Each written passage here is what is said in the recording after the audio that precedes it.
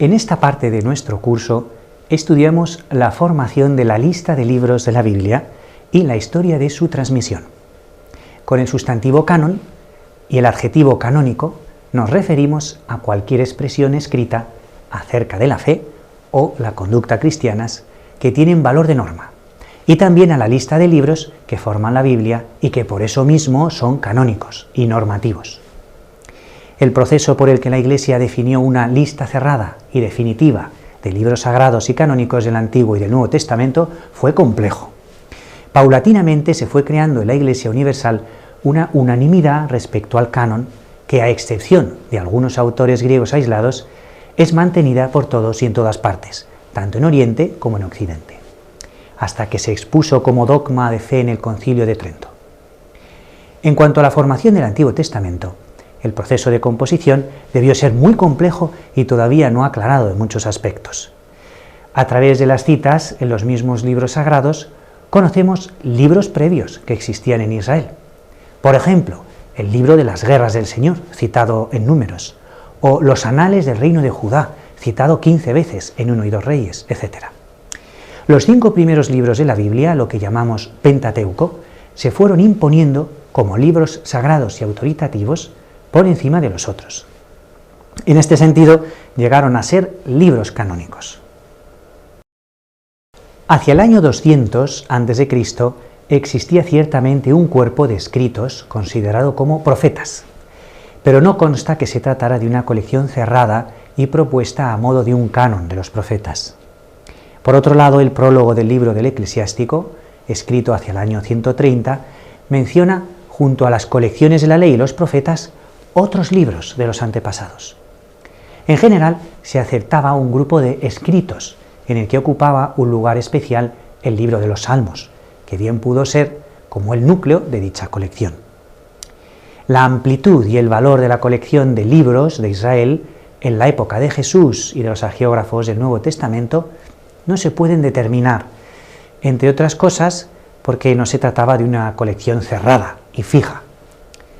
Algunas de estas obras fueron unánimemente aceptadas por todos, otras solo lo fueron por la Iglesia, y otras obras quedaron fuera del canon bíblico, los llamados apócrifos en terminología católica.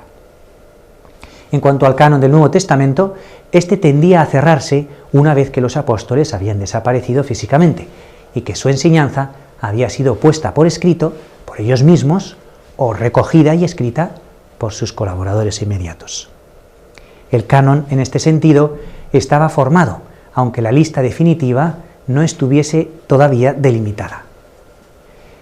El uso de aquellos libros en las celebraciones litúrgicas, la apelación a los mismos para la exhortación y la enseñanza, la tradición mantenida en las iglesias de que provenían de los apóstoles, fueron los factores que contribuyeron decisivamente a que se fuese formando unas colecciones parciales y finalmente la colección completa del Nuevo Testamento. La armonía del contenido de tales libros con la fe recibida y vivida y con la regla de fe servía de criterio inmediato para contrastar su autenticidad. Pero en definitiva fue el ministerio de la sucesión apostólica, los obispos y el magisterio en la Iglesia, el que se considera capaz de reconocer y proponer autoritativamente qué libros recogen la tradición apostólica originaria mediante la que se dio a toda la Iglesia el conocimiento de Cristo. En cuanto al estudio del texto de la Biblia, este tiene varios objetivos. Descubrir con la mayor fiabilidad posible el texto original de los libros, explicar la historia de la transmisión de los textos y deducir la fe que subyace en el modo de tratar los libros. Por ejemplo, una parte importante del judaísmo quiso mantener siempre en hebreo la Biblia, pero otra decidió traducirla al griego en el siglo III a.C., y el cristianismo la tradujo a todas las lenguas universales. Esto manifiesta una fe diversa. La mayor parte del Antiguo Testamento está escrito originalmente en hebreo. Hay algunos pasajes en arameo, en los libros de Esdras y Daniel, y alguna palabra o frase suelta en Génesis y Jeremías.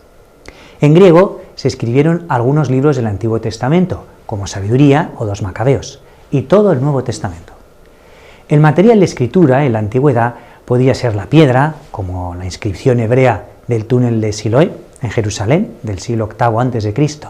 También el metal, como el rollo de cobre de Qumran, la arcilla, en tablas o en trozos de cerámica rota, llamados óstraca, el papiro, que es un tejido vegetal preparado normalmente en rollos, y el pergamino, que es piel de animal, preparado normalmente en cuadernos, llamados códices. Como estos eran muy caros, no es raro que se reutilizaran, raspando el texto anterior, dando lugar a lo que llamamos rescripti o palimpsestos. En el siglo XX se han hecho importantes descubrimientos arqueológicos relacionados con el texto bíblico. El más trascendente es, sin duda, el de las cuevas de Qumran, donde se han encontrado testimonios de todos los libros del canon hebreo, excepto del libro de Esther. Están todos fechados entre el siglo III a.C. hasta el I después de Cristo. Puede decirse que en la época de Jesús, tanto el Pentateuco como algunos libros destacados del Antiguo Testamento, como Isaías, estaban ya muy fijados y canonizados.